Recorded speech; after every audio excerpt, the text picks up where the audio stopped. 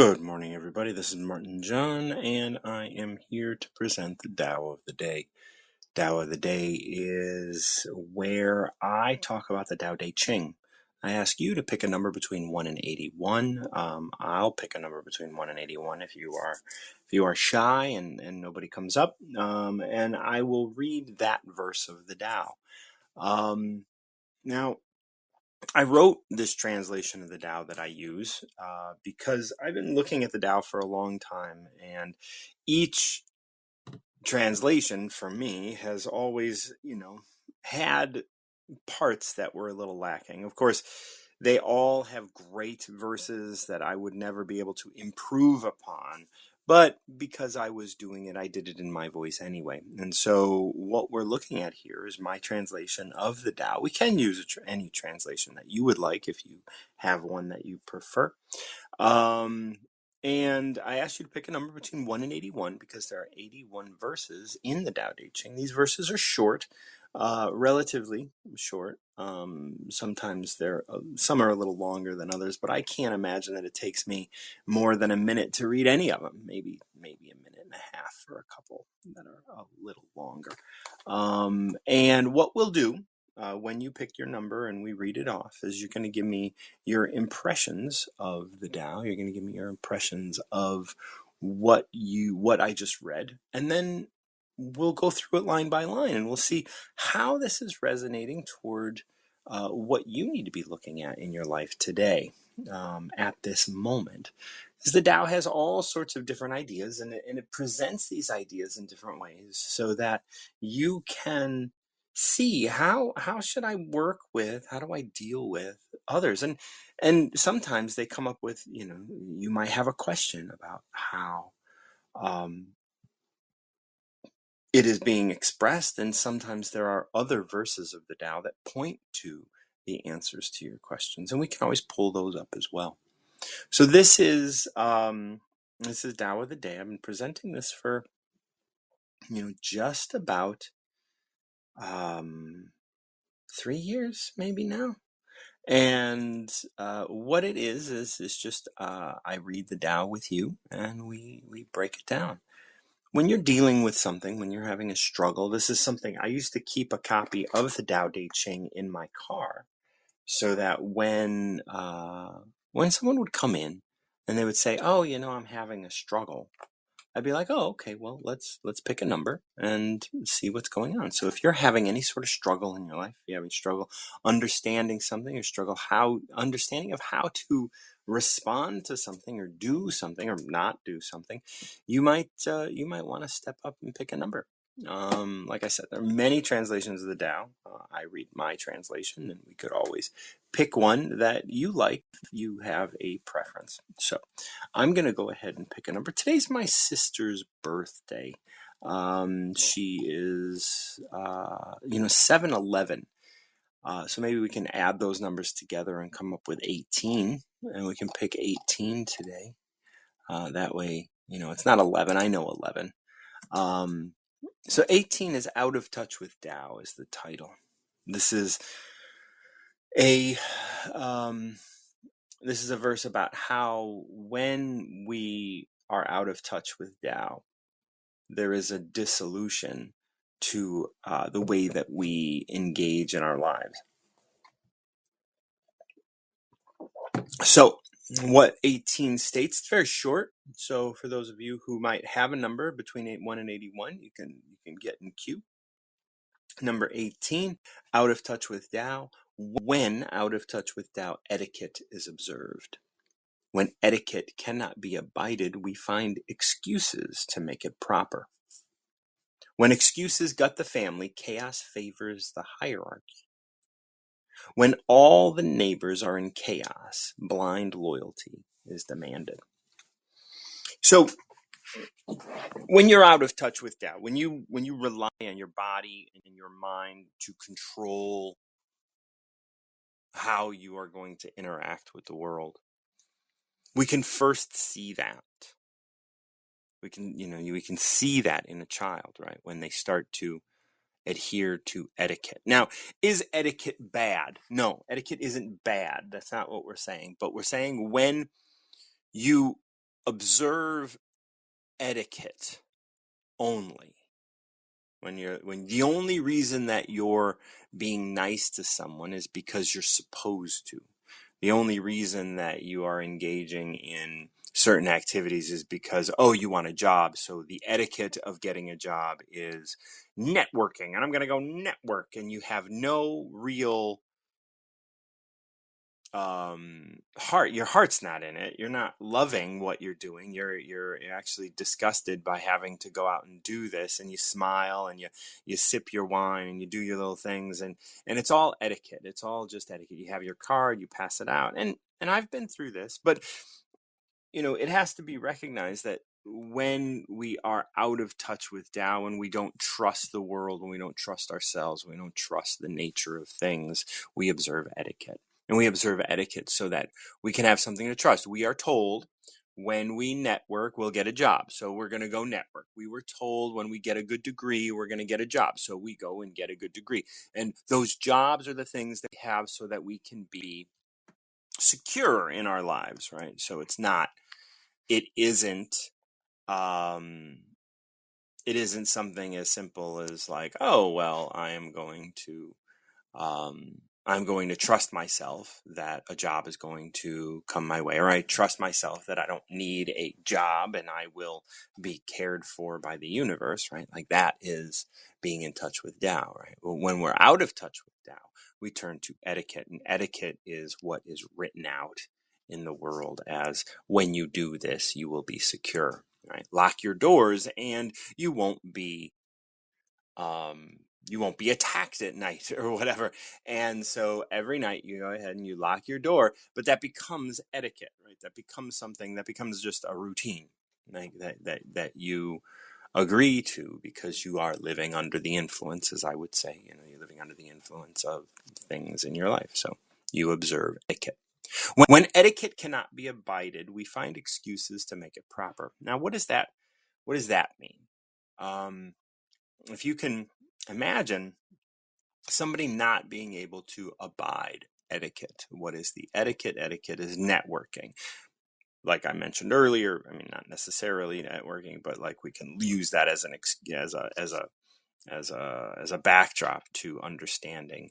We find excuses to make it proper. Okay, so you don't want to network to find a job. Everybody around you starts saying, well, how are you going to find a job? Da, da, da, da, da, da, da, da, all of these things. And then you say, oh, well, like a job's going to come to me.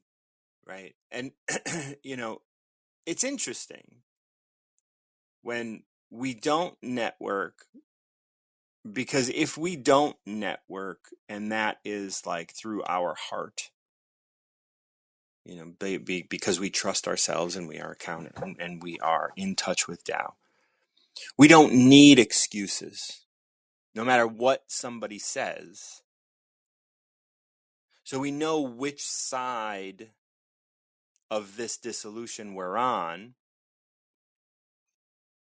if we don't do something that etiquette says we should do, and we come up with an excuse as to why, whether that's I don't feel like it or whatever, whether we have an answer for that or not, will tell us if we are connected to Tao or not. If we come up with an excuse as, oh, I wasn't feeling well, or I'm tired, or I'm this, or I'm that, and like if we can't just be like, oh, I'm aligned with Tao, and so everything's working out with calm ease. But when we get challenged as to our etiquette, I can repeat the passage. Yeah. When out of touch with Tao, etiquette is observed. When etiquette cannot be abided, we find excuses to make it proper.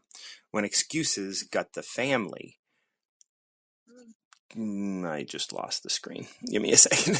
When excuses gut the family, chaos favors the hierarchy. When all the neighbors are in chaos, blind loyalty is demanded. So we start with when Tao is lost. So when we lost Tao, we turn to etiquette.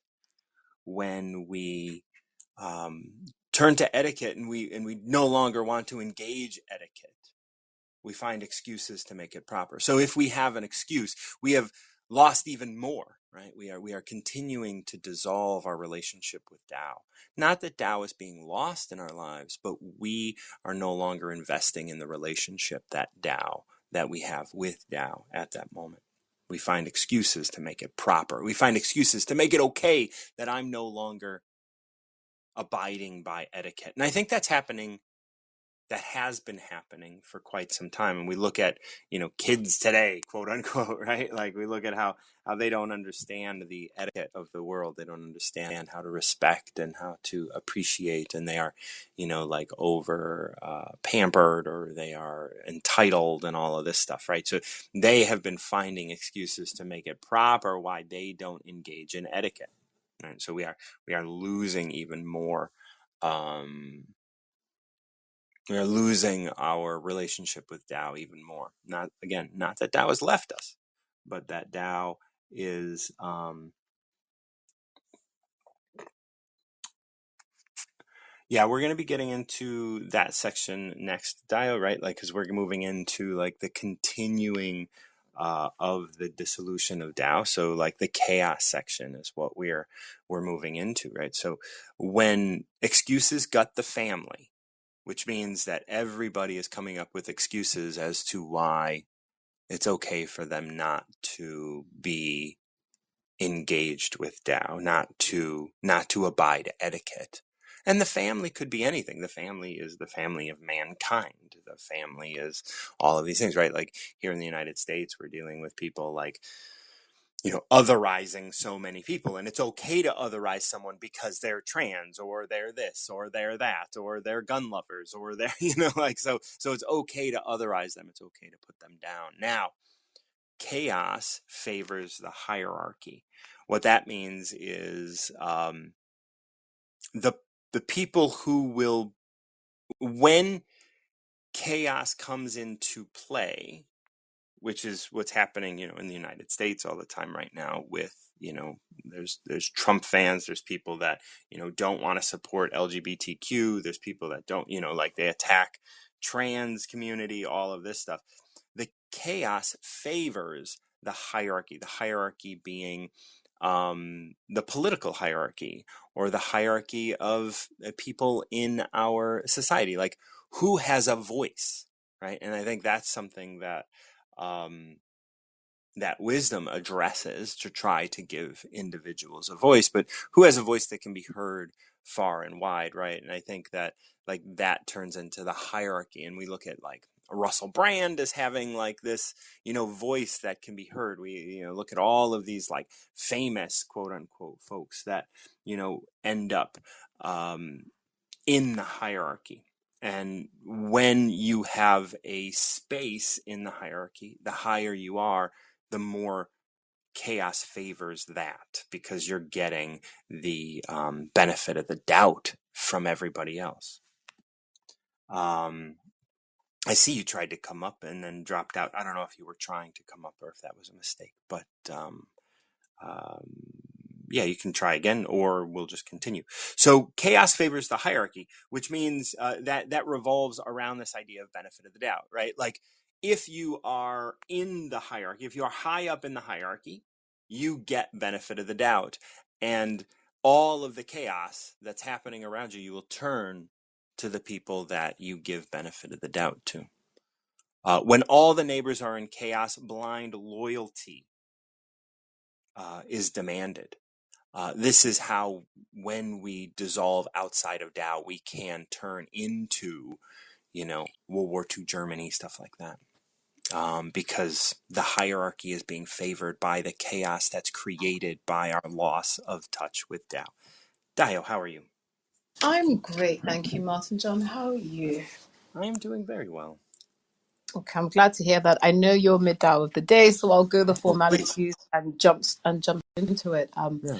And thank you for checking my DMs. Yeah, the part around chaos favoring the hierarchy, I've just really been mulling that over.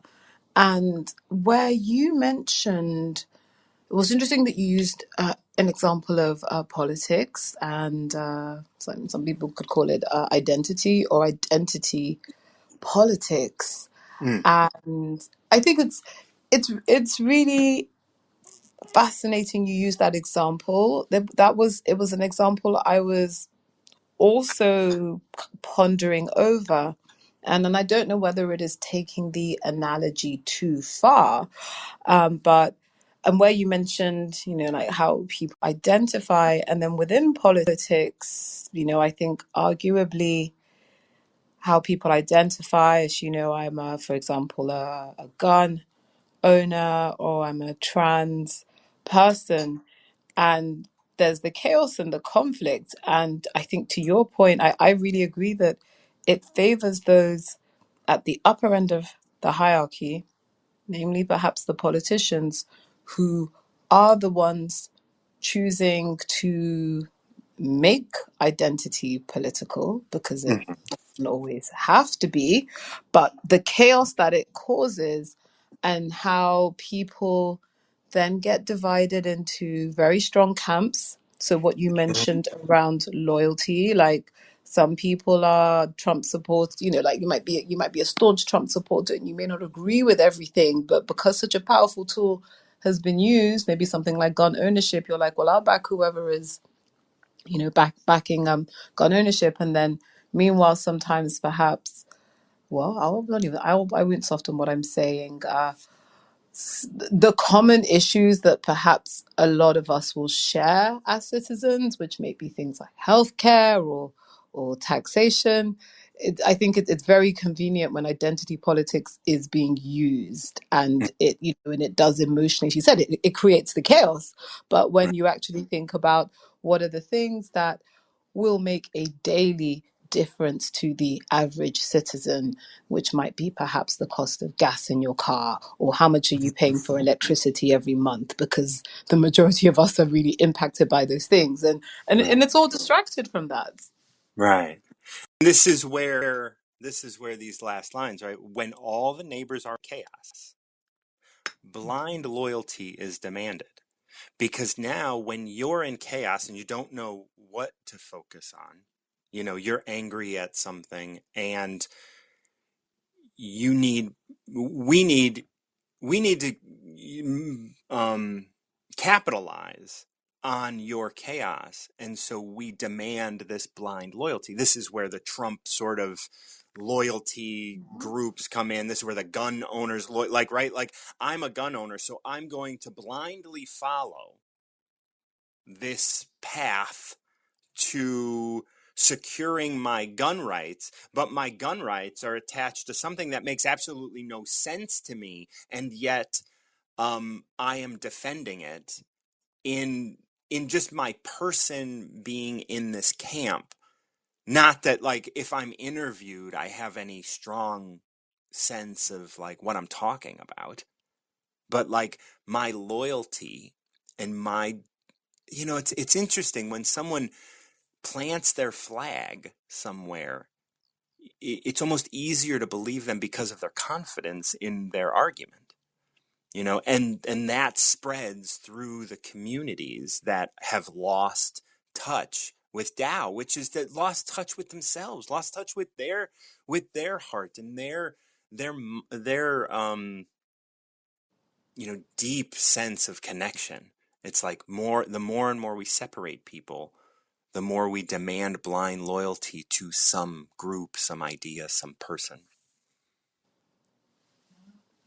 Absolutely. Well, please, I will allow you to continue, and I'll drop back down. But I'm definitely eagerly listening. So Yeah, thank you. so well, thank you for coming up and sharing that. I appreciate it. All right, thank you.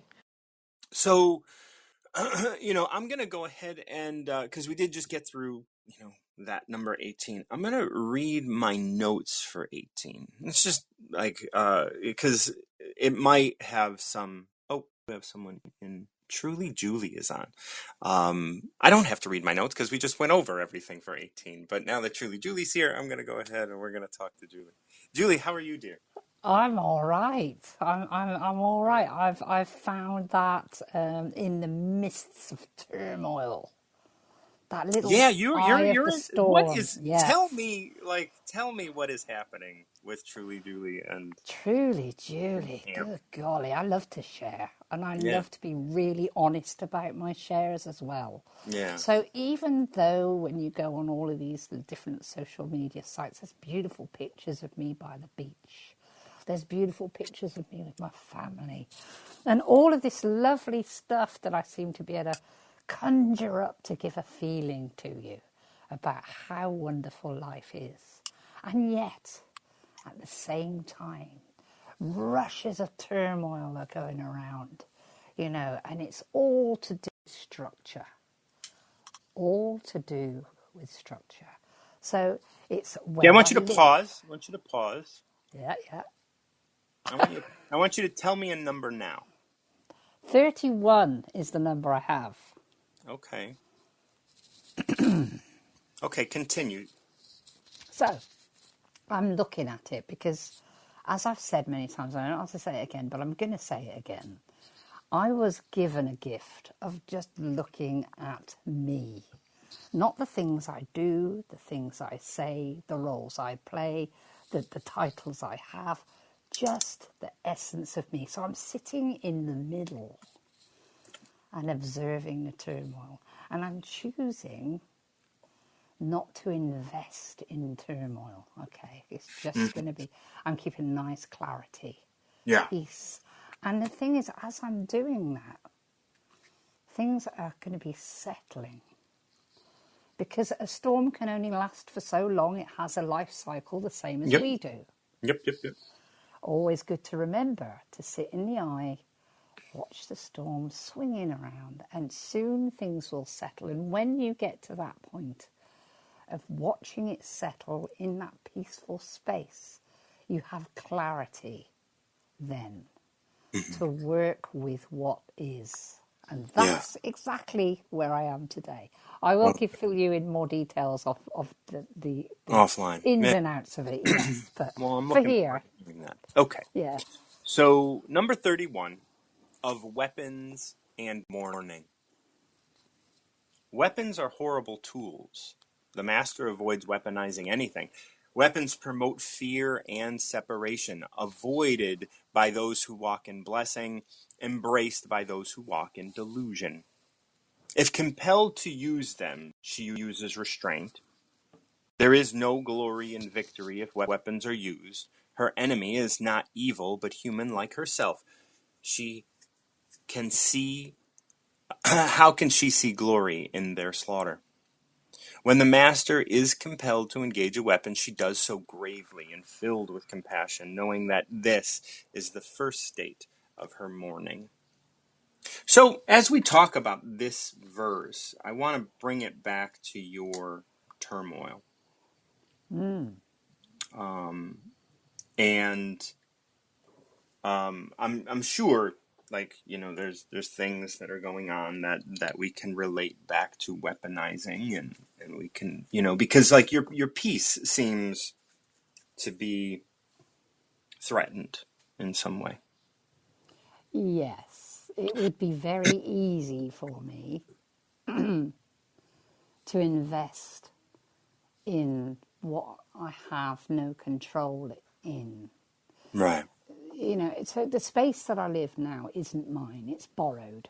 Right. It's a beautiful space, it's lovely, and I'm appreciating every day this borrowed space. What Yeah. I don't want to do is bring that angst in of thinking this space will go soon. What will I do?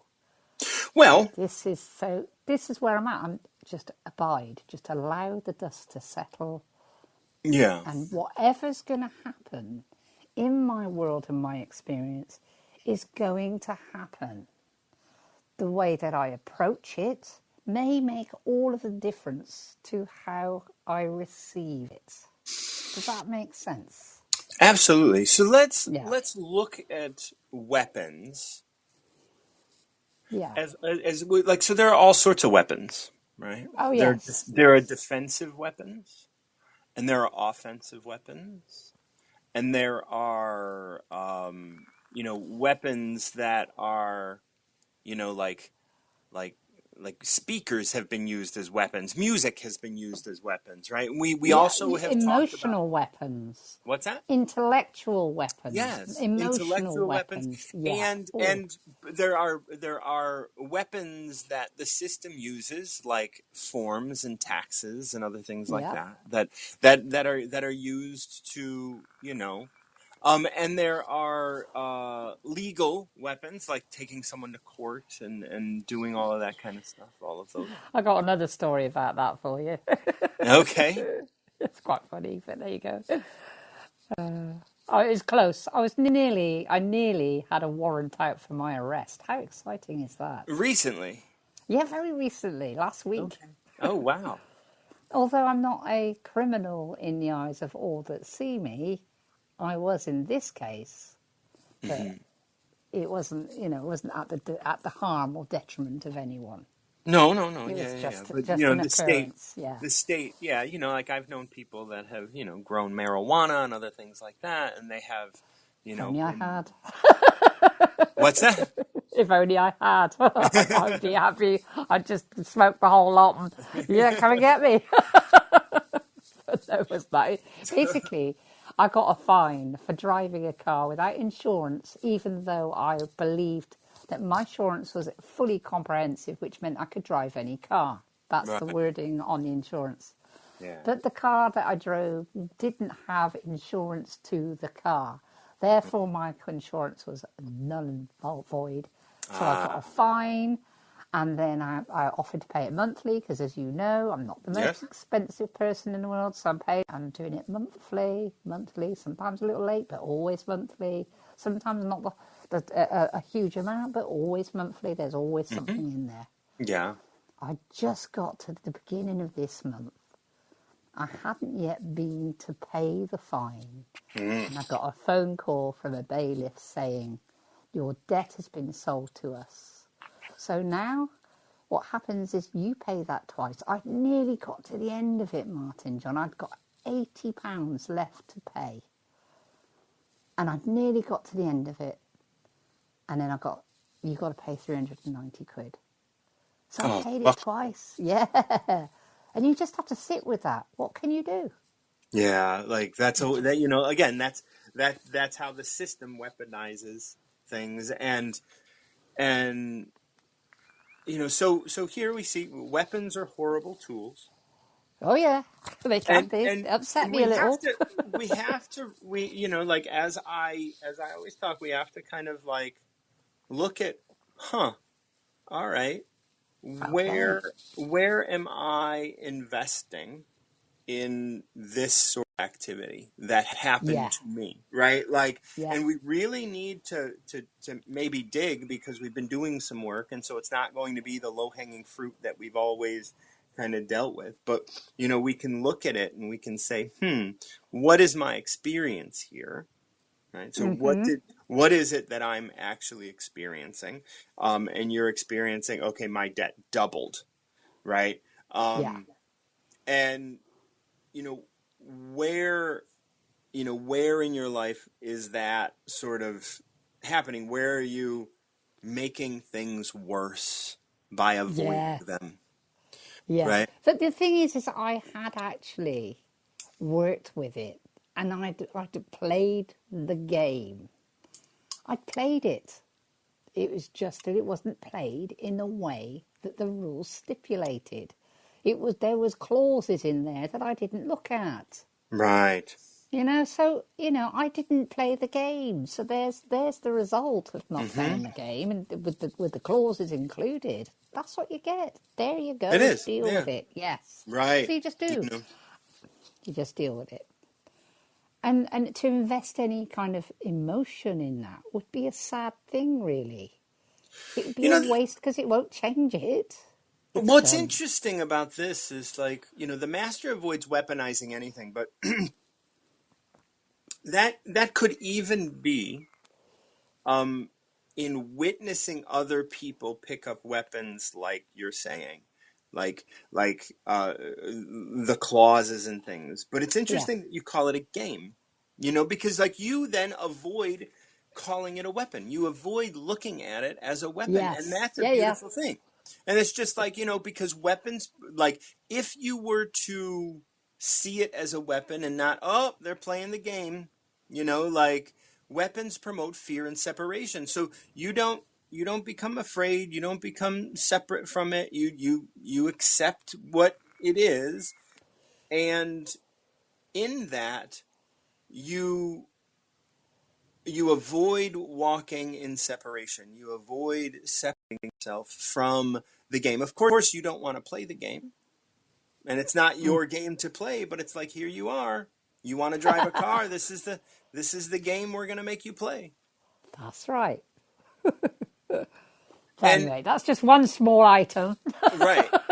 So if compelled to use them, she uses restraint. So this is about maybe how you might want to start looking at moving forward. Okay, so if Yes. compelled to use them, she uses restraint. You may still, regardless of how much you want to avoid using a weapon or I may. weaponizing something, or seeing that you're engaged, or something has engaged a weapon with you. There is no glory in victory if a weapon is used, and you know this. And so, like, if you were to use a weapon, of course, this isn't about winning. This isn't about getting on top of anything. This isn't about success of anything, because your enemy, because, like, the people who bought your stuff, the people who work at the companies, the people that do all that, they're not evil people. That's right. They're not here trying to hurt you. And so you can't feel good about having a conversation and yelling at somebody and using Absolutely. your words as weapons and weaponizing all this stuff on the way. You're not going to be happy about doing that. However, if you are compelled to use them, you use restraint. But that means you have to engage your weapon with dexterity and precision. You Yeah. have to know, if you are going to pick up a weapon in order to solve or resolve whatever's happening right now, make it a swift, quick move that just deals with the entire situation and doesn't have you trying to, beat this situation about the head while it suffers. You want to end it in some fashion that in which you are using this weapon, and maybe the weapon is paying off the debt. Maybe you use that as, like, the way that maybe you use that as the weapon, but you have to be able to use it, and you have to figure out maybe a way to get rid of the debt all at once, and then pay that debt back some other way, so you're not engaged with this game. Right? So, like, and it's and that is a weapon, because, like, you're being drawn in to make this other company more and more money by because they may not let you pay monthly, and you've already lost all of this money along the way. Yeah. Yeah. That's exactly right. It has to be precision. So Right. do it, pay it, feel it, Right. move on. That's And it. that's what means by you use restraint. Yes. When the master is compelled to engage a weapon, she does so gravely and filled with compassion.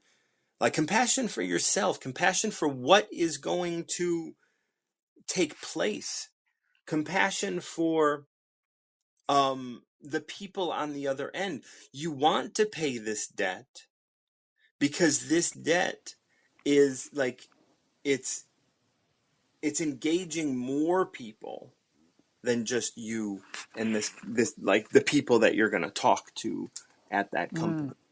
It's good. And not only that, it engages your family. It engages your Yes. community. It engages others. And it's like, okay, It you gains. It could, engages me as yes. well. Yeah. And the thing Because for is, some strange reason, I feel that I own this. This is part of me. No, it's not part of me. It is an experience.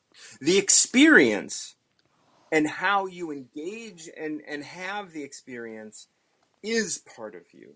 That's However, the actions, the things that are happening, the particulars are not. And so that's right. when you start to look at of weapons and mourning, right? Like if you were to like engage this as, okay, I need to do this deftly and as deftly as I can in a way that is quick and precise so that I can disengage with this system. And that is you stepping out. And that's where the mourning comes from. Of course, it's going to feel good to have it all dealt with. But like that also starts to create a distrust between you and the system. I think what it, for me, when I look back on it, as I've dealt with it swiftly and all of that, the mourning for me is the effort that I put in preceding the end result. I'm mourning for that, but then I move on. Right. Yeah. Yeah. So, you can think of it as it's a shame. Yeah. It's a real, that was unfortunate. All of these words conjure up in your mind what mourning would be. Right. So you do that, but then you learn from that in future, you're going to make sure that you don't have to do battle again. Right. So you're going to make sure that you do look after, things that you have to pay out. You give people the full picture at all times. Mm-hmm. And that's your way of never having to pick up the weapon again. You can yeah. I've dealt with so much of this stuff, and like I drove a car in Chicago, and in Chicago, one of their big things is like parking and speed, Yeah. cameras and all of Yeah. this kind of stuff. There's always something, and I have learned over the years that like, my mom will constantly, if a ticket is acquired, that's bad news, right? Yes. No matter Shame on what. you. Yeah. But for me, it's like, well, it's just part of the game. It is like if I want to drive, if I want to engage this in, this activity, well, then I gotta bite the bullet sometimes. Yeah. And I don't even question if I get a ticket, I just open it and I figure out how to pay it as soon as possible. That's it. That's Yeah. it. And it's like, I don't, because I'm not going to win, unless it's, and I remember there was a time where I would contest in the mail, and I would always contest because at that time, this was in the 90s, every time you would contest, it would get thrown out. So That's right. you just Learn. contest. You get to learn. Yes. Yeah, you contest and you write it up, you write it up, you write it up. Well, that stopped at some point because everybody figured out that like, and they were getting more and more tickets that were getting thrown out than were getting paid. Yes. That's People not figured it out. conducive. Right. And now I think that what happens is you write the letter and then it goes, and just by, default, and because it's all computerized and stuff, it's like, look, you didn't stop, we got you on camera, and now, I went to court. They after they would just dismiss them, they started just making court dates, and then Yeah. you'd go into court and they just pull up the video and they say, nope, it's There true. you go. There you go. It's all computerized. There's Like, some and then extra money for you to pay that's right, and for all so your then efforts. so. And this goes back to the one that Dio and I were briefly talking about with 18, where the hierarchy is favored in a chaotic state. Well, Yes. both your country and mine are in chaotic states right now. And so the hierarchy, the political sort of layout, the rules are going to be favored in their favor. It's going to all work in their favor. We are very rarely going to get off from a ticket. We are very rarely going to get off from some, like some technicality anymore, That's because right. they are more deft at writing the tickets because they have cameras now and they have all of this stuff. It's And almost like structure, isn't it? If you thought of being a pot and us as we are being the space in the pot, we kind of almost like the security of that pot. And it's if we're going to seep out, then nowadays we've got plenty of clay to fix the breakages. So the pot's becoming quite a firm thing now. yeah.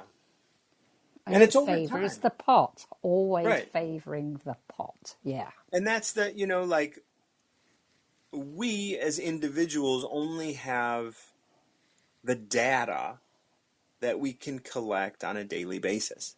The courts, the police, they get new data every day, and by being a group, they can pass that information on. They can pass that data on to the next group with every group that comes in. And so they get better and better and increasingly more deft at dealing with the things that we as citizens come up with to get around, paying taxes or whatever, and it's not unheard of for them to be like, well, yeah, we can like go after rich people for paying their taxes, but they have so much money and resources that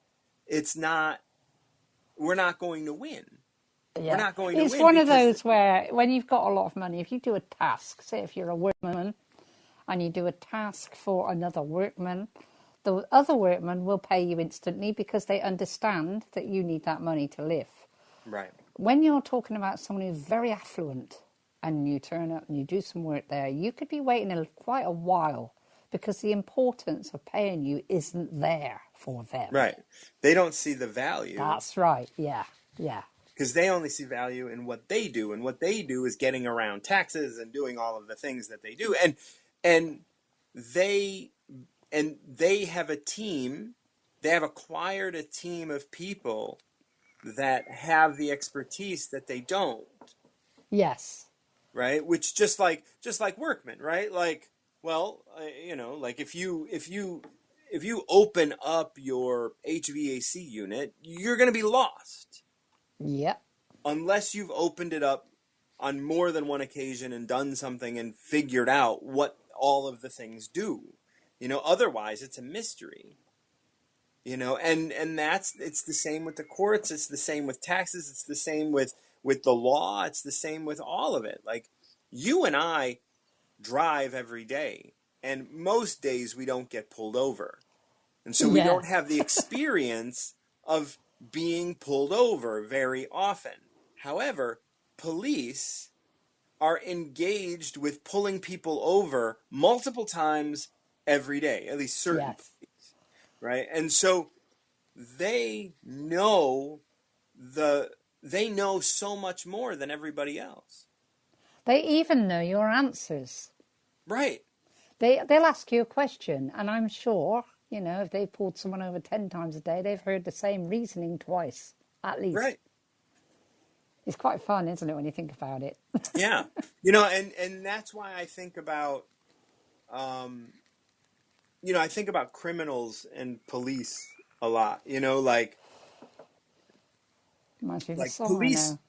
What's that? Police and thieves in the street. Oh, yeah. Fighting the nation with their guns and ammunition. Anyway, carry on, Martin John, sorry. No, it's all right. I think about this whole idea of like, well, like career criminals Mm. are one thing, where they're going to get away with a lot. They're going to get away with a lot of crime. They're going to get caught for a couple, Yeah, but because there's that's the chance they take every right time. Yeah. every time. But if you're like an individual, like, and you're going to commit a crime, like just because you need to pay for something or whatever, like you're gonna, like, you only need to get away with it once. Mm. And the police, like, of the crimes that happen, I mean, I don't know what the percentages are, but it's got to be under 50% that the police actually catch. Mm. Like, I mean, and think about like the idea that like, oh, someone driving without a license. That's happening right now with hundreds of people. Yep. Driving without insurance, Yep. maybe thousands of people, like are doing that right now. And so like when you start looking at like the actual percentage that police catch, it's actually a very small percentage. Gosh, I'm lucky. Well, that definitely points to the fact that this experience was for you, Absolutely. and it's something that now you can utilize to either be a victim, which doesn't sound Yeah. like you're doing, Nah, no. or you can kind of turn it home and say, well, what how did I build this, right? So Yeah. when What were the components that went in? What right did I offer to this? right I don't Yeah. know if I have written it this way. But there's that verse of the Tao. It's like when you want to find the mother of this, you look to the child. So here's the child. This is the offspring. This experience is the offspring of something that you put into motion. Yep. You know, and maybe it's something that's I wrapping know up. exactly. I know exactly what it was, and I'm going to tell you. Okay. I remember the day before I was stopped by the police. The same day, we walked out of the house, me and Jaleesa, and she said to me, "Do you want to go in my car, or shall we take yours?" Now, my guts said, "Take mine." But I didn't. I chose to go with the vanity of Jaleesa arriving in her car. If I'd Mm, have just switched that decision and gone with my gut and took my own car, I wouldn't be nursing this big mother now.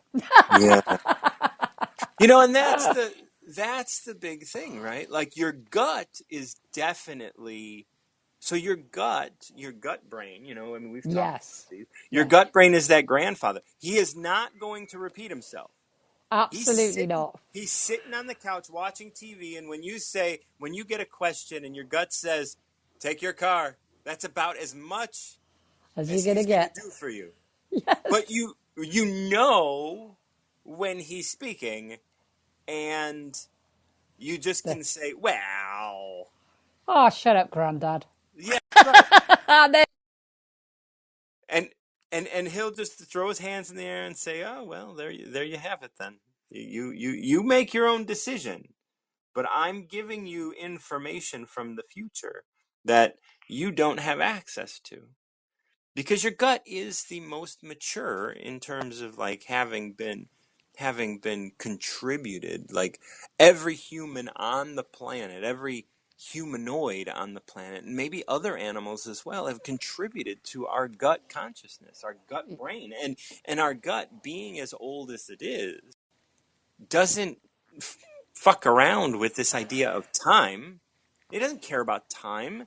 He knows the future. He knows the past. He's watching the shows. He's understanding what's going on. And when your gut does say something, just like, take yours, and that's a specific feeling that we have to yes. learn how to listen to, right? We have to learn how to listen to that. And sometimes we're like, whoa, did my gut say something?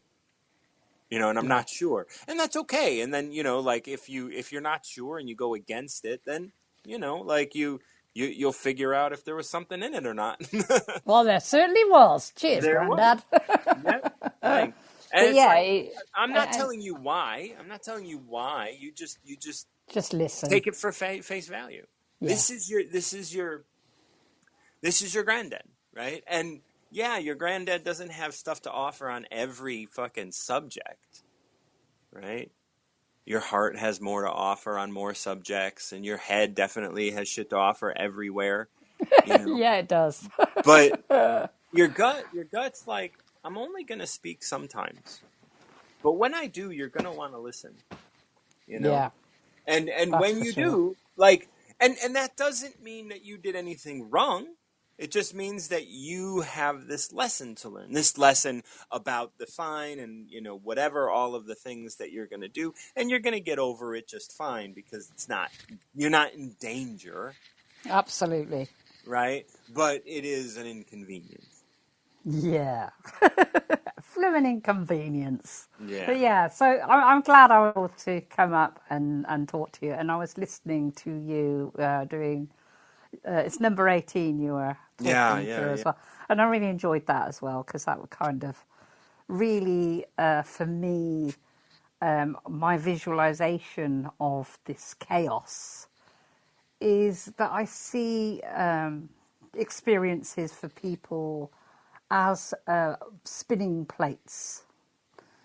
And so with spinning the plates, it's very, very hard for one spinning plate to understand and feel the speed and velocity and balance of another plate. You know, so Mm-hmm. that's why we have this. You know, we're always been speaking about having compassion for other people, but sometimes it's very difficult because we are on separate spinning plates sometimes. Mm-hmm. You know, so the fact that chaos is going on, so what you're thinking is, you know, your plate's slipping, your experience is going into chaos, and then that's when you look to the next plate, like you said.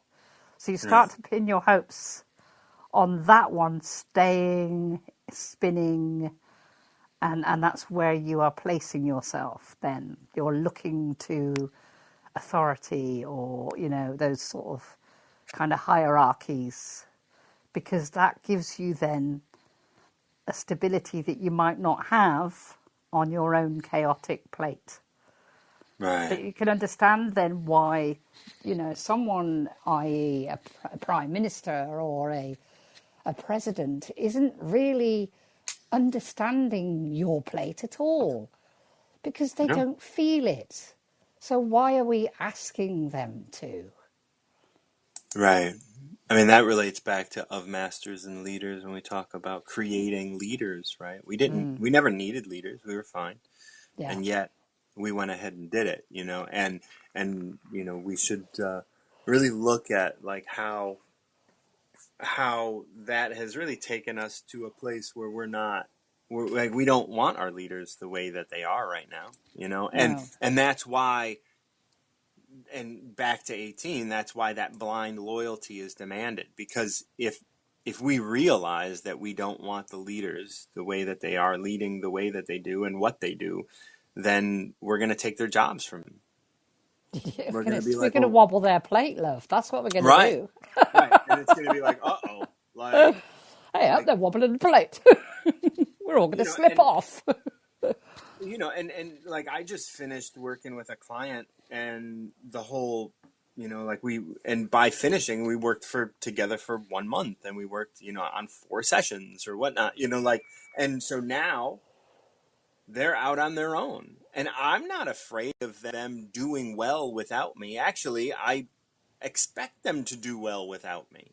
But if I Yes. was a therapist, it's like, well, you do better when you see me. So every week you need to see me so that you can do well. And it's like, that's, Yeah, you know, like, I spit on that. I think that's absolutely. terrible. Yeah, that's not something that I ever want to do, is Right, give that feeling of codependence, right. because that's exactly what it is. It's Hmm. dependence on the therapist for the finance to come in by creating this dependency on their client. And that's just not really a great thing for either of them, actually. Yeah, it's not. I look at it as being, non-ethical. I think like Yes, at it as being deceptive and manipulative and yes, all of these sorts of things. So yeah. it's I think difficult. it's wonderful when you set a kite up and you pull the strings to allow the tautness of the kite to fly. And Yeah, when the kite's flying on its own, what a wonderful feeling that is.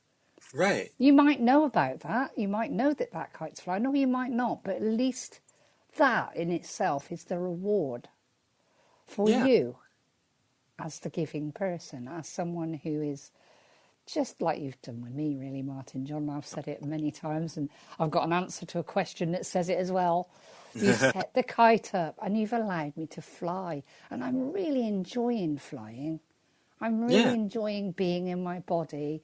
And from me, then that extends to Brad, my family, my friends. Everyone can see this Right. person. It was always there. I was always a kite. Hmm. Yeah.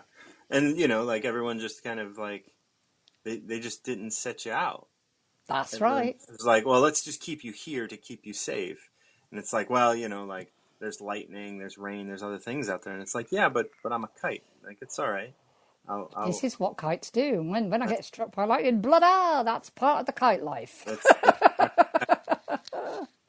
Well, thank you so much for coming up Pleasure. and picking a Thank number. you for having me. It's been absolutely Absolutely. brilliant. Anytime, every time. We'll talk soon. Talk soon. Take care, darling. Bye bye. Ciao. All right, we're gonna bring up Ra Maria.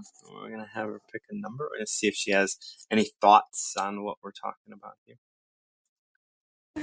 Hey, Martin. How are you?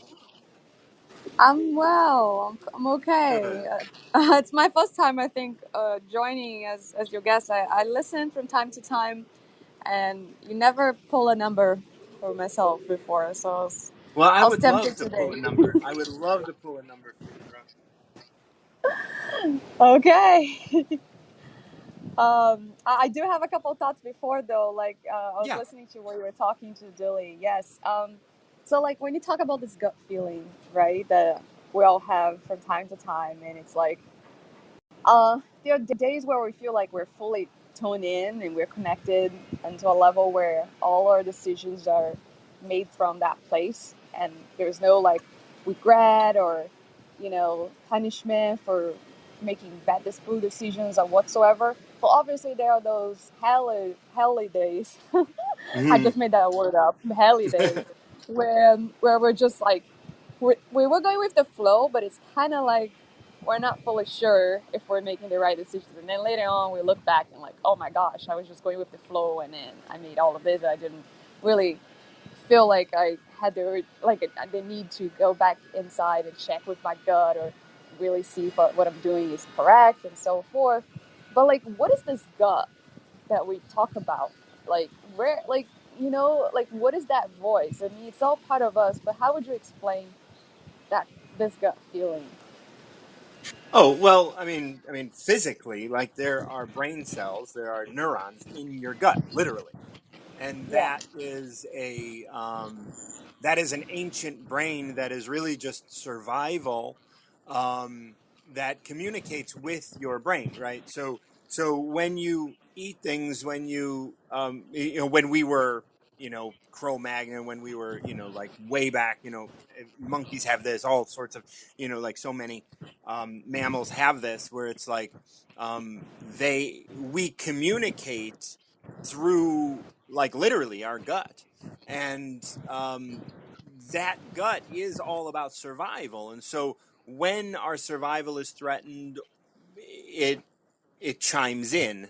Now, it could chime in a lot of ways, because Julie lives in a meager way, in a way that's not really affluent and other stuff like that. Like, money is attached to her survival. And so when that gets threatened, her gut can chime in, or when that is going to be threatened, her gut can chime in. And that's energetic, but there's actual thought that's happening in your gut. Okay, yes, because like I always look at I always look at like awareness in the parts of us through like a chakras level, right? So I would say the gut is like the solar plexus, like third chakra, which is still related to survival, but it's also a very powerful energy because it has to do with your sense of me, of I, of power, but not like Right. universal cosmic power, but like more related to your magnetic field, to your sense of self, like to your personal identity. Yeah. So Okay. the sacral and root chakras are much more attached to the gut, where the solar plexus attaches itself both to the gut and the heart. So it's about relationship, right? And Right. so the heart is your relationship center, and the solar plexus really, like when you start talking about me, you start talking about me in relationship, right, in relationship to my surroundings. And so there is a lot of information that the gut will respond to via the solar plexus, but our heart will also chime into solar plexus, like discomfort or dis-ease. And so like, so we have the gut brain, we have the heart brain, which once again there are physical neurons in the heart, and then our brain, of course. Those are the three brains, and we separate through those because we have the earth, we have the heavens, and we have our heart as our energetic centers, right? So we can build connections from our heart out, um, cyclically through our solar plexus, then our throat chakra, then our sacral chakra, then our third eye, then our root, then back to our crown. So that's how our heart chakra energizes. But then we also can go linearly, and this is difference between yin and yang approach, right? So linearly is yang, and cyclically is yin. Oh, okay. So linear, and I never heard this way of explaining yin and yang before. That's mind blowing here. Okay. So when you say linear, it's more like inwards, and It cyclic could is be, it's yeah. like coming So upward.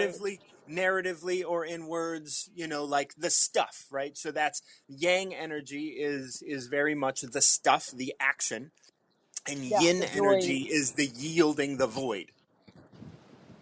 Is that sort of like the very like sort of still like soft voice that we kind of like connect to inside, that it's like peaceful. Would you Correct. say that? Yeah, it Yeah. is. It is more the feminine, and feminine Uh-huh. not as woman, but feminine as the feminine energy, the yin energy of things. It is the yielding void of the universe, that empty space within every cell. That's Right. like we can talk about that as being the consciousness of Tao. Wow, that's beautiful. Wow, you nailed. Okay, good stuff. I'm ready for the numbers. I think we still have a few Yeah, minutes and left. you can always come back up if you need. Number between one Okay. and 81. 79. 79 on my way. All right. So 79 is entitled Conflict Resolution. Every conflict creates an other. Even after resolution, animosity remains. Is that good enough for you?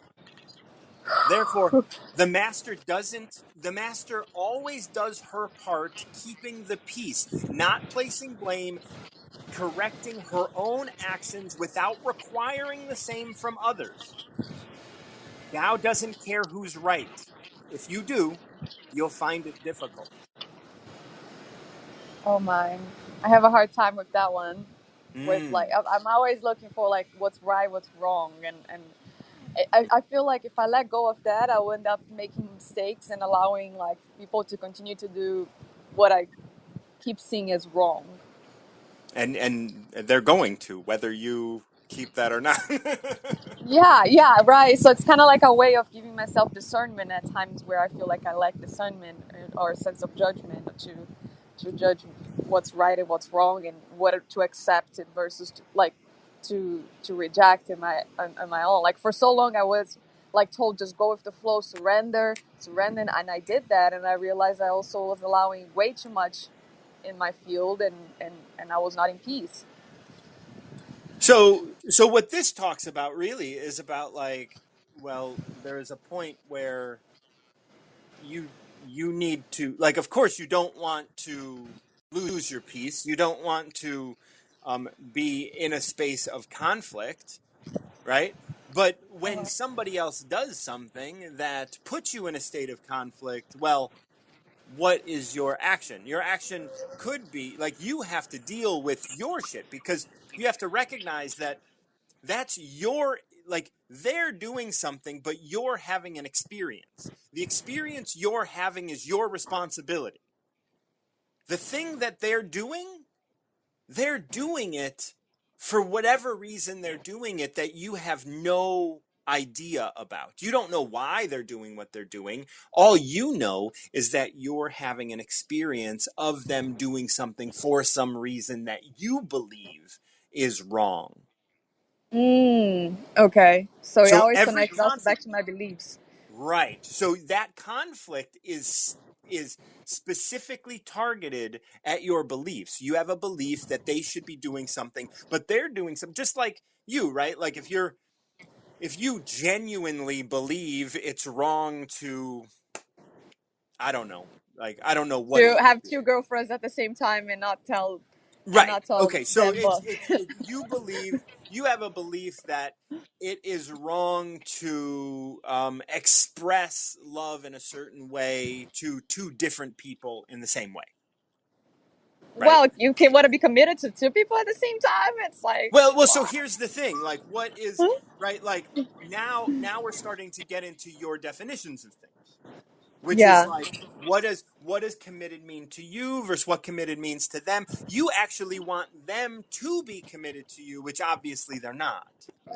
yeah, And they may tell you that they're committed to you, but they may only be doing that because they're afraid of getting in trouble. So they think that they're doing the right thing by telling you that they're committed to you because that's what you keep asking them to do in their experience. yeah, yeah. It makes sense. Now you're creating your experience because you want them, right? So now you've already created conflict. You've created conflict both in yourself because you don't want to see the truth, and you've created conflict in them because they're unwilling or unable to speak the truth. Yeah. Now, Oh my gosh. every Oof. conflict, every conflict creates an other. They're an other to you, you're an other to them. Even after resolution, animosity remains. Tell me that that's not true. Absolutely. But what's the point then on creating resolution for conflicts if the resolution will create more conflicts, then Right. if I have this mindset, I won't try to like take care of solving my problems. I will just like allow everything to be the way it is. And I think we need that urge and that motivation to Well, continue here's to here's change. the thing is why have conflict? Why define what commitment means for other people in your life? Wait, one more time, please. What? Why define what commitment Oh, means yeah. for other people in your life? Therefore, the master always does her part,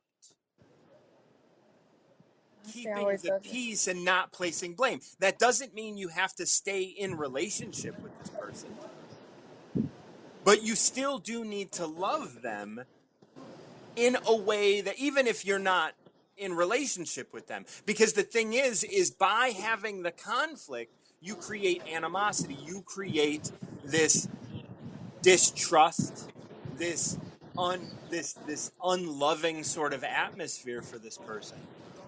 But you want to keep the peace and not place blame. Like you have to recognize your own actions that cause this in the first place. Not that you aren't loving them enough or doing all that, but like what have you said that may have put them in a position to not be honest? Because Mm, you wanted a certain answer and you would ask leading questions, or you would you would say things like I love you in order to get an I love you back. rather than being like, I love you and I don't care if you love me. Yeah, okay.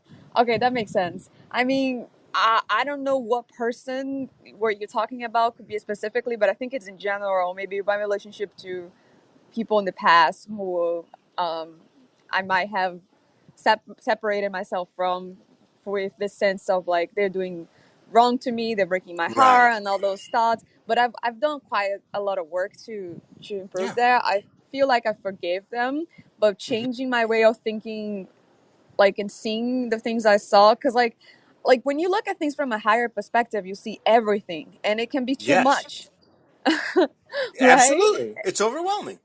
Yeah, it's like you when you look at things from the three dimension from the 3D world, from your narrow thinking, it's like, okay, they work at this, they do this. But when you see the whole person, and then you see, like your shadows, like the traits that you Yeah. admire versus you don't like, and it's always like this. I feel like I've always attracted people who loves like certain traits in myself that they lack, or I would love some of them for like. So this is still in the realm of conditional love, right? Because unconditional Yes. love, we don't really care what the person does, what they are. We just see them for the true essence. We don't care about the past, the future, the present. We just are just so in love and connected.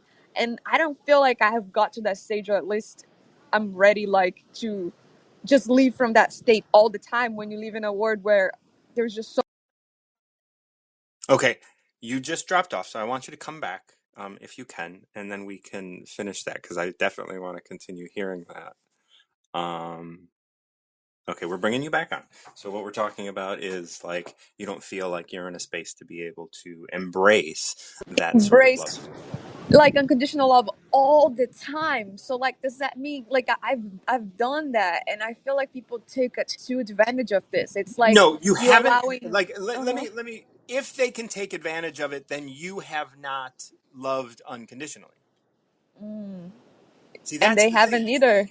Right. They haven't. Most people cannot love unconditionally. Okay. Like you are not going to find somebody that can like love unconditionally unless they have been doing work on themselves, like literally with no pride around it. Right. Not saying like I've been doing this work for 20 years. Da, da, da. Like if they're Uh, saying that, they're fucked yeah. already. So by if you can be hurt by it, it's not unconditional love.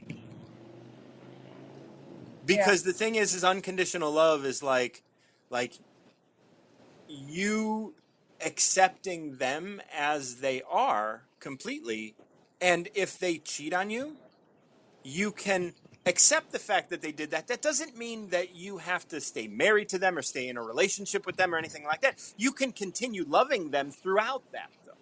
You can be like, oh, you decided to do that. Well, I'm so glad that you're happy doing that. I'm not going to stick around, but I still love you. Because Yeah. I don't Yeah.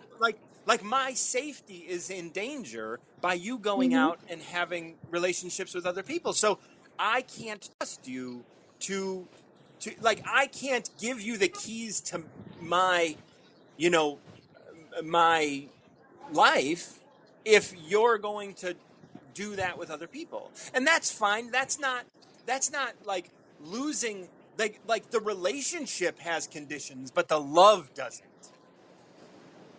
Okay. And Yeah. those are different things. You're confusing the two because if you're being taken advantage of, then you're confusing the relationship with love. And the relationship is forfeit. The love is pure. Ooh. Wow. This is why it says correct your own actions. Are you being taken advantage of? Correct that shit. The fuck you being taken advantage of for? Don't get taken Uh, advantage of, but don't I, stop loving them. yeah, but I don't believe by doing the same thing they're doing, it's gonna Right. help me No, have that sense it of. Uh huh. doesn't. It doesn't do that. You correct your actions regardless without requiring the same from them. You correct your actions. They're not going to correct theirs. I mean, maybe they will, but you can't require that. So you just go fix your shit. Your by correcting your action means like, okay, your action was get into this relationship. Correct that. It Oh my wasn't goodness. loving them. Loving them was not the error.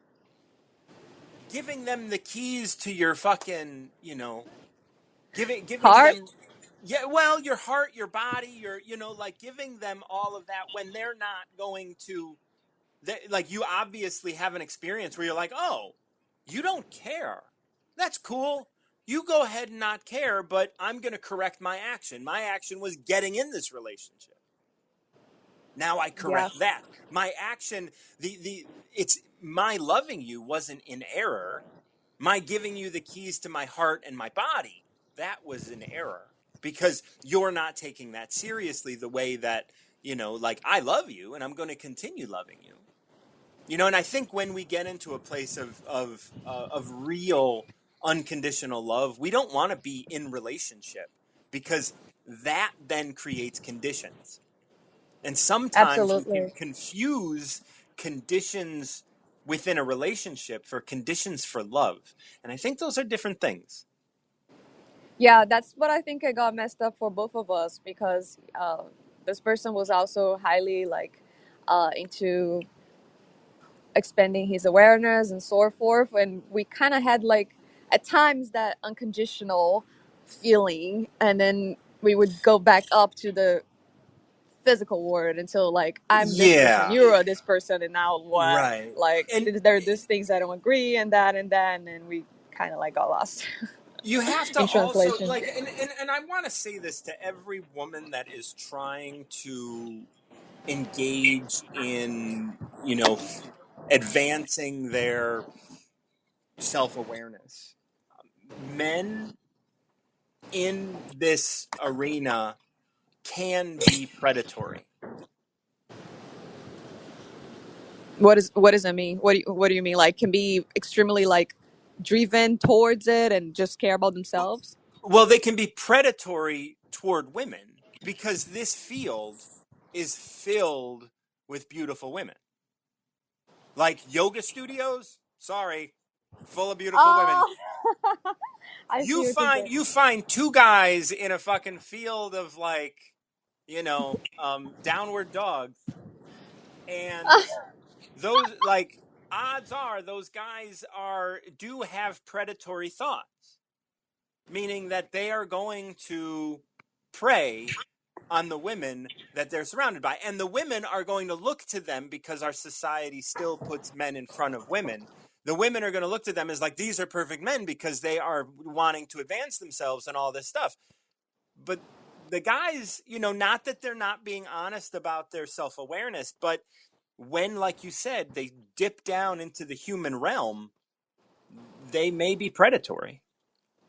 So you Yeah, have to yeah. be really sort of you have to be really careful because they could talk a good game about honesty, but they know also in their human body, right? They may be very advanced in terms of their spiritual awakening. And I try and be very open about this with the relationships I have, where it's just like, I'm not looking for a long-term relationship. I don't want to build something. I don't, because, like, I always feel like I was talking earlier, where it's like, I don't want to confuse the relationship, and because I have unconditional love for you, but as soon as our relationship is over, I'm going to let you know, and it's over, because, like, I don't want to be confusing about it, and I don't want to confuse the relationship for the love that I have for you. Never stopped loving anybody, and yet, now it's like I don't want relationship because it gets confusing. But that Yeah, doesn't yeah, mean yeah. I'm going out and having sex with everybody, like stuff like that. It's just like I'd rather be alone and like, and have really great loving relationships in my life. Well, because you can see the big picture. You can see that you actually, it's not that you get more, but in a way, you get to learn more, to evolve more, to expand And within, I and can love and you like more rely outside of on your own love. relationship. Exactly, I exactly. can love Yes. you deeper.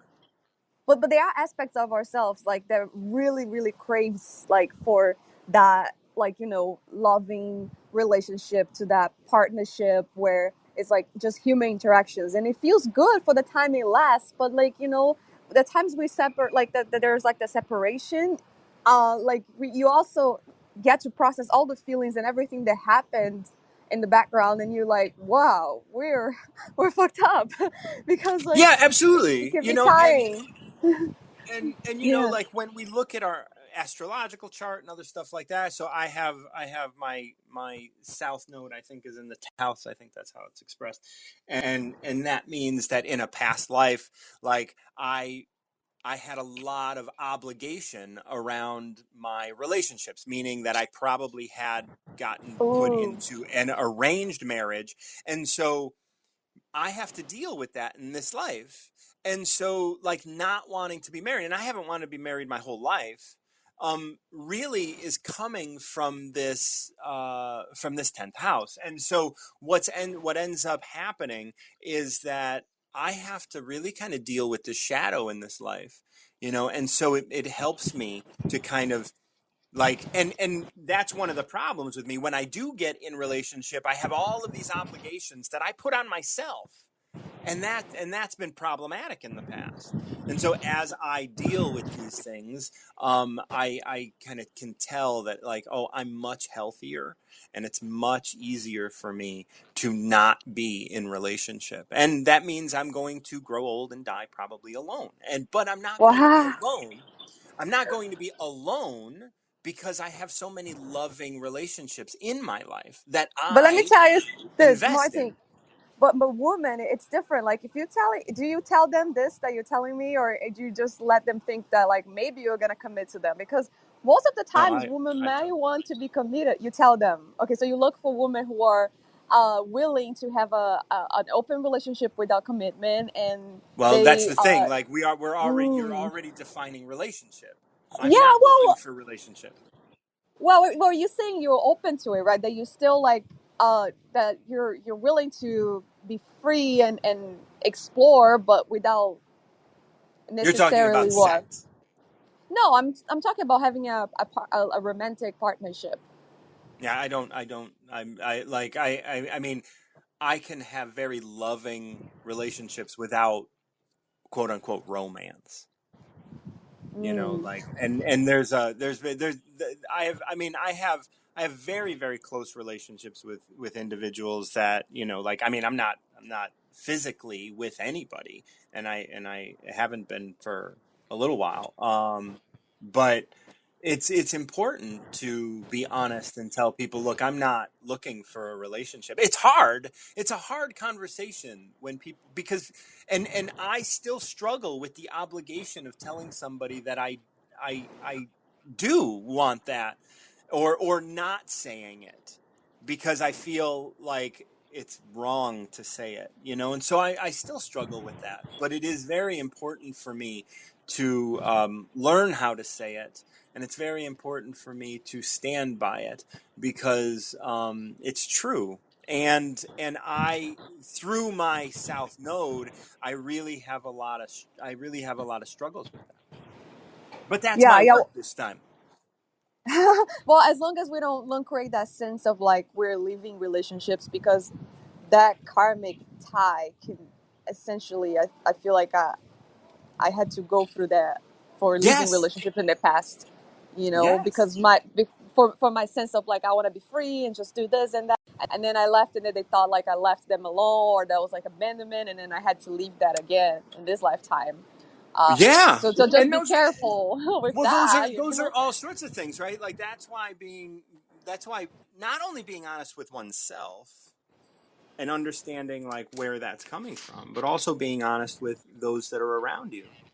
um, Right. and when Okay. you can do that, when you can be honest with yourself and those around you, then you are allowing them to have the experience they need. So remember, if they feel abandoned, that's on them.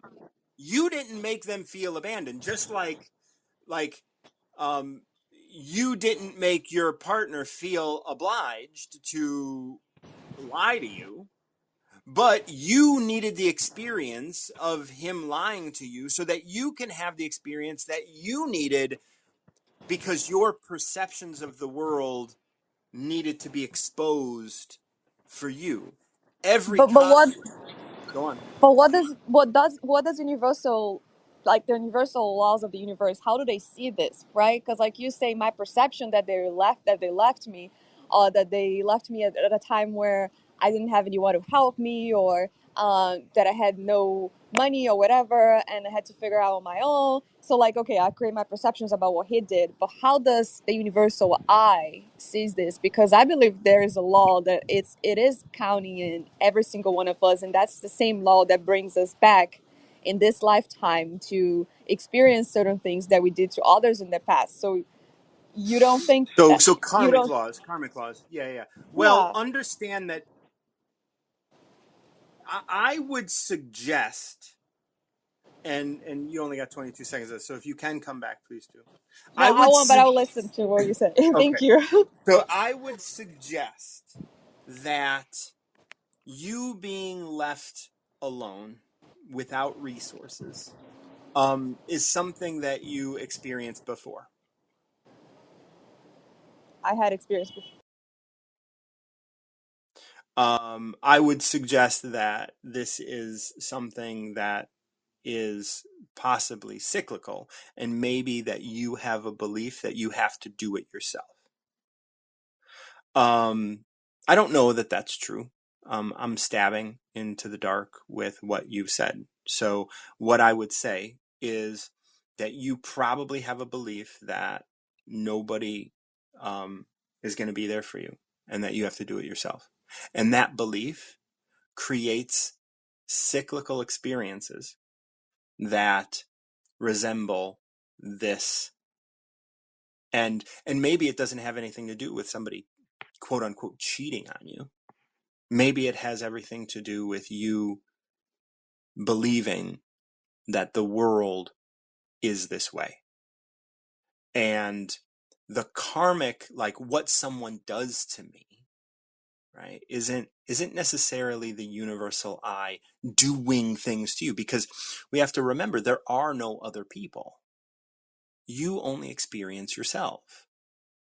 And so this is a cyclical sort of thing. This is spirit, okay? It's spirit working with you and working within you and through you. It's spirit, like they are inspired to do things to balance the books, right? You have karmic contracts of experience, right? So so you may have had a karmic contract with somebody that they hurt you. But what you walk away with is a lesson about yourself. So if you are the victim of anything, you can remind yourself that this life isn't for victim. This life is for lessons, right? This life is for me to learn from. And so you picked 79, and every conflict creates an other. Remember, every time you create yourself as a victim, that is engaging in conflict. You engage in being an other, and they get to be an other. So even after resolution, animosity remains. I'm just reading through 79 again for you. So no matter what you're doing, as soon as you decide to engage in conflict, meaning that you decide that you are a victim here, and maybe, like your belief is, I'm not a victim, he did this. But if I were to look at your experience, and I would to, again, take a stab in the dark and say, oh, you believe you have to do it all on your own, right? And you believe, and a lot of people do, right? So I talk about the pre-karmic buffet. I'm going to do a really quick sort of explanation of the pre-karmic buffet. And this is what we all do. We go, we're in heaven and we're with God or whatever, whoever you want to talk to in the universe.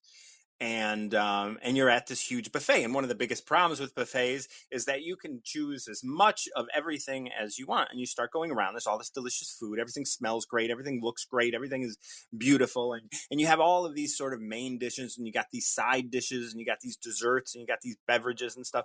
And you start piling up the food, and they all have these labels that you don't understand.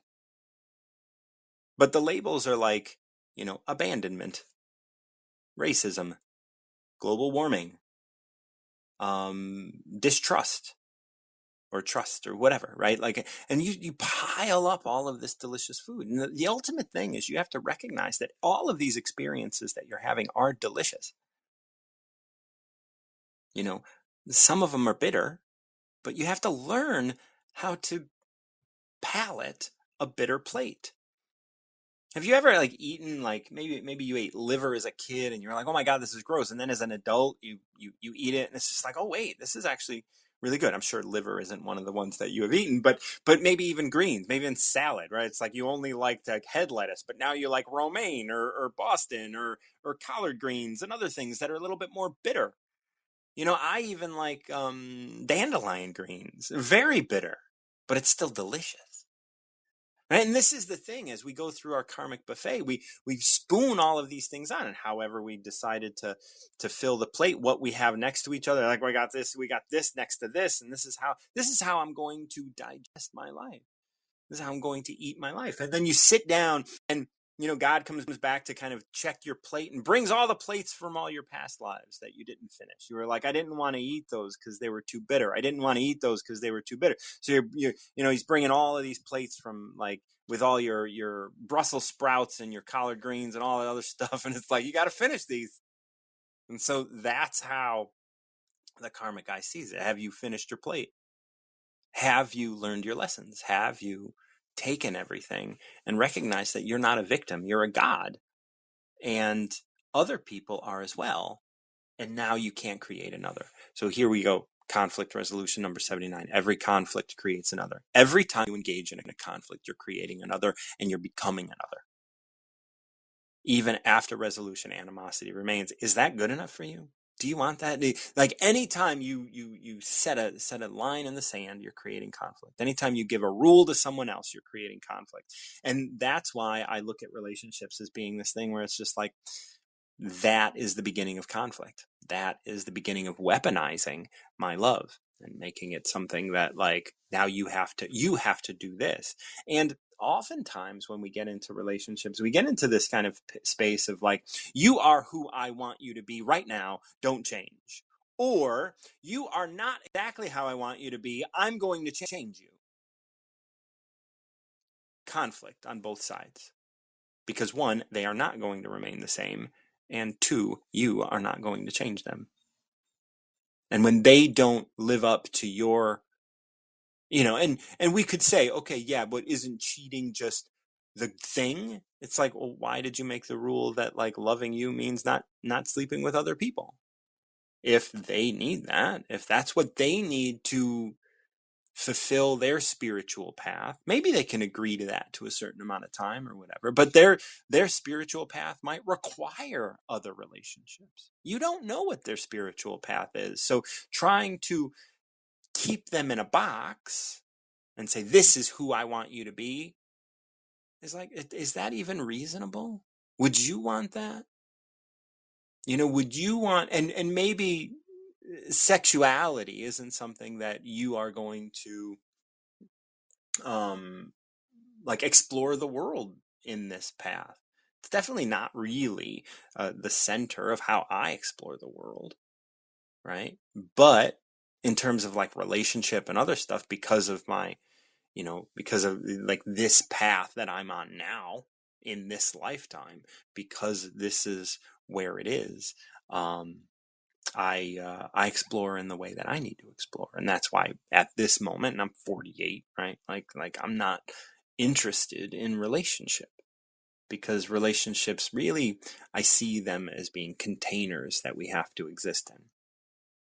So I hope that was helpful. I don't know. I'm so glad you came up, and I don't know if I've just like, thank you for the claps. I'm glad, because I'm like, sometimes the stuff that I say, it can be really jarring, and sometimes the stuff that I say can be really disheartening to people. And it's just like, everything I believe in is now like garbage, and it's like, it's not garbage. It's beautiful, and we have to engage in the things that we believe in, because that's who we are.